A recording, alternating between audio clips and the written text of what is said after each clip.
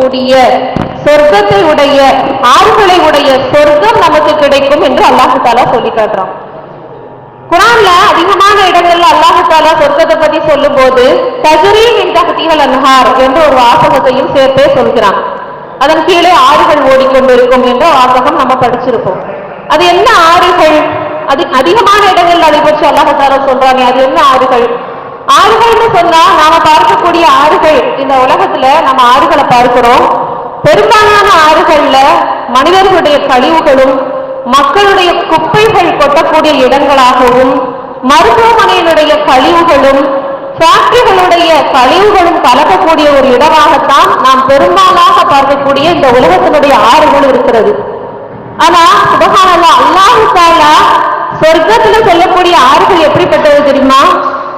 முஹம்மது சூரா முஹம்மத் 47வது அத்தியாயம் 15வது வசனத்துல அல்லாஹ் தஆலா சொல்றான், மஸலுல் ஜன்னத்தில்லதி உஇதல் முத்தகூன், பயபக்தியுடையவர்களுக்கு நாம் வாக்களித்துள்ள சொர்க்கமானது அது எப்படிப்பட்டது தெரியுமா? ஃபீஹா அன்ஹாரும் மின் மாயின் கைரி ஆசின், அதில் மாற்றமடையாத தெளிவான தண்ணீரை கொண்ட ஆறுகள் இருக்கிறதுன்னு சொல்றோம். சுப்ஹானல்லாஹ், மாற்றமே இல்லாத தெளிவான தண்ணீர் ஆறுகள் இருக்கின்றது.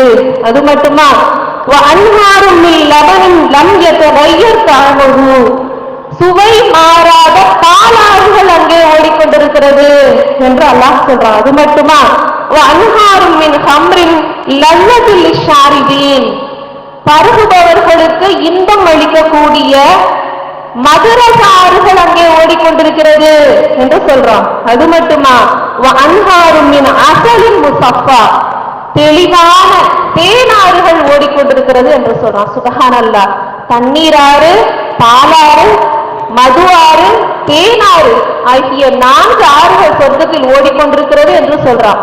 அப்படிப்பட்ட சொர்க்கத்தை கொண்டு நபியே நீர் நற்செய்தி சொல்வீராக என்று அல்லாஹ் நமக்காக சொல்லி காட்டுறோம். அந்த சொர்க்கத்தில் இருக்கக்கூடிய அந்த சொர்க்கவாசிகளுடைய சிறப்பை பற்றி அல்லாஹ்வுடைய தூதர் ஸல்லல்லாஹு அலைஹி வஸல்லம் அவர்கள் என்ன சொல்லியிருக்கிறாங்க தெரியுமா? அபூ ஹுரைரா ரலியல்லாஹு அன்ஹு அவர்கள் அறிவிக்கக்கூடிய செய்தி புகாரில் இடம்பெறுது. சொர்க்கத்துல முதலாவதாக நுழைகின்ற அணியினருடைய தோற்றம் பௌர்ணமி இரவுல சந்திரனுடைய தோற்றத்தை போல பிரகாசமானதாக இருக்கும் என்று சொல்லி காட்டுறான். பௌர்ணமி நாள்ல பார்ப்போம், நிலா, பௌர்ணமி நிலா எவ்வளவு பிரகாசமானதாக இருக்கும். அப்படிப்பட்ட ஒரு பிரகாசத்தோட நாம் சொர்க்கத்தில் சொர்க்கவாசிகள் இருப்பாங்க அப்படின்னு அல்லாஹ் சொல்றான். இந்த உலகத்துல நாம் மொழிகளாலும் தோற்றங்களாலும் நிறங்களாலும் நாம் வேறுபட்டிருக்கலாம். ஒவ்வொருத்தருடைய தோற்றமும் ஒவ்வொருடைய நிறமும் வேறுபட்டதாக இருக்கலாம். ஆனா சொர்க்கத்துல முதலில் நுழையக்கூடிய அந்த அணியினருடைய தோற்றம் பௌர்ணமி இரவுல சந்திரனுடைய தோற்றத்தை போல பிரகாசமானதாக இருக்கும் என்று அல்லாஹ் தஆலா சொல்லிட்டாரானே. அப்படிப்பட்ட அந்த சொர்க்கத்தை கொண்டுதான் அல்லாஹ் நமக்கு நற்செய்தி சொல்றான். மேலும் இந்த சொர்க்கவாசிகளுக்கு கொடுக்கப்படக்கூடிய உணவை பற்றி அல்லாஹ் தஆலா குர்ஆன்ல சொல்லி காட்டும் போது, உணவு அப்படின்னு சொன்னாலே பெண்கள் தான் அதுல முக்கியமான பங்கு வகிக்கக்கூடியவங்க. ஏன்னா அந்த உணவை சமையல் செய்வதற்காக, சமைப்பதற்காக காலையில எழுந்திருச்சதுல இருந்து இரவு தூங்குற வரைக்கும் சமையல் அறைக்குள்ள சுற்றி சுற்றி வரக்கூடியவங்க யாரு தான்? அதிகமானோர் பெண்கள் தான்.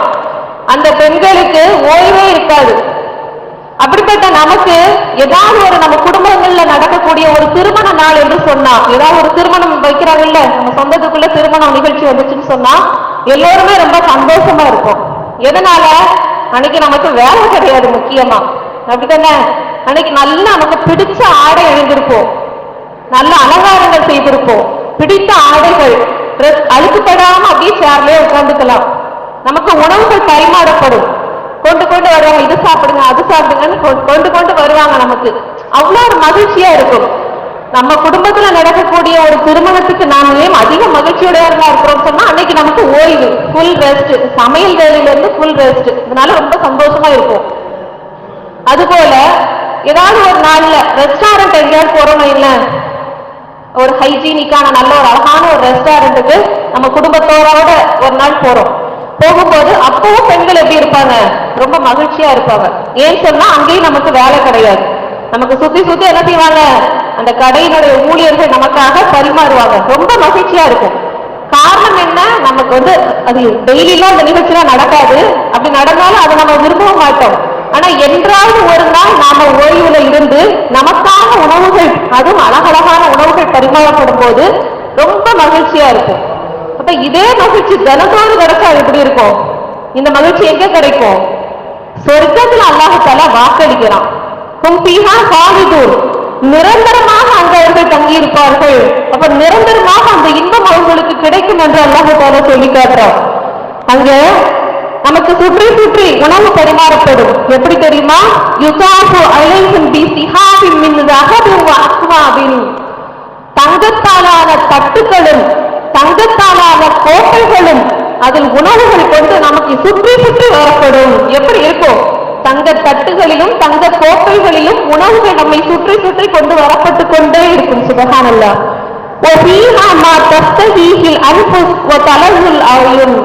அந்த உணவுகள் நம்முடைய உள்ளங்களுக்கு மகிழ்ச்சி தரக்கூடியதாக, நாம் விரும்பிய உணவு, ஏனோ தான உணவு இல்லை, நாம் விரும்பிய உணவுகள், கண்களுக்கு குளிர்ச்சியான கலர்ஃபுல்லான உணவுகள், விதவிதமாக இருக்கணும், கலர்ஃபுல்லாக இருக்கணும், நமக்கு பிடிச்ச உணவா இருக்கணும்.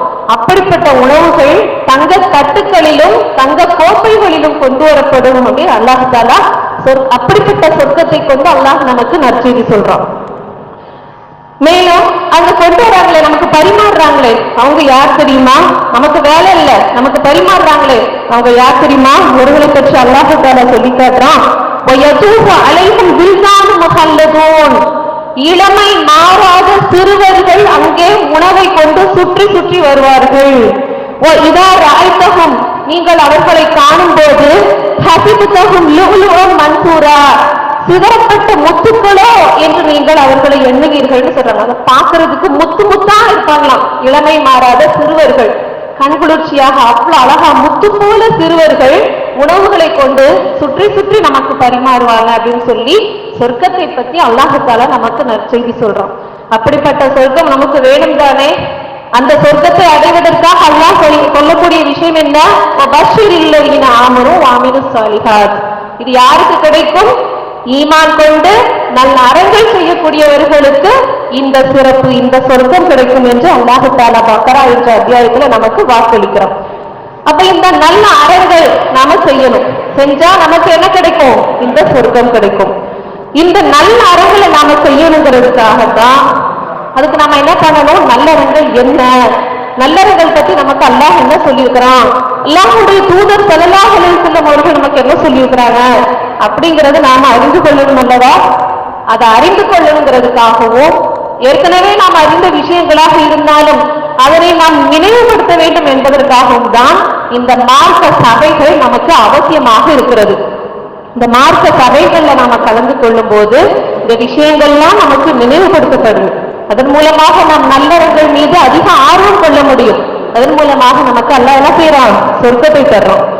நபி ஸல்லல்லாஹு அலைஹி வஸல்லம் அவர்கள் சொல்றாங்க, மஸலுல் ஜலீஸி ஸாலிஹ், நல்லவர்களுடன் அமர்ந்திருப்பவர்களுக்கும் வல் ஜலீஸி ஸௌ, கெட்டவர்களுடன் அமர்ந்திருப்பவர்களுக்கும் இடையே இருக்கக்கூடிய உதாரணமானது கமஸலி ஸாஹிபின் மிஸ் வகீரில் ஹத்தாத், கஸ்தூரி வைத்திருப்பவருடைய உதாரணத்துக்கும் இரும்பு கொள்ளருடைய உலை வைத்திருக்கக்கூடியவருடைய உதாரணத்துக்கும் போலாகும் சொல்றாங்க. அதாவது நல்லவர்களுடன் நாம் அமர்ந்திருக்கும் போது கஸ்தூரி, அதாவது நறுமண பொருள் வைத்திருப்பவரோடு நாம் அமர்ந்திருப்பதற்கு சமம்.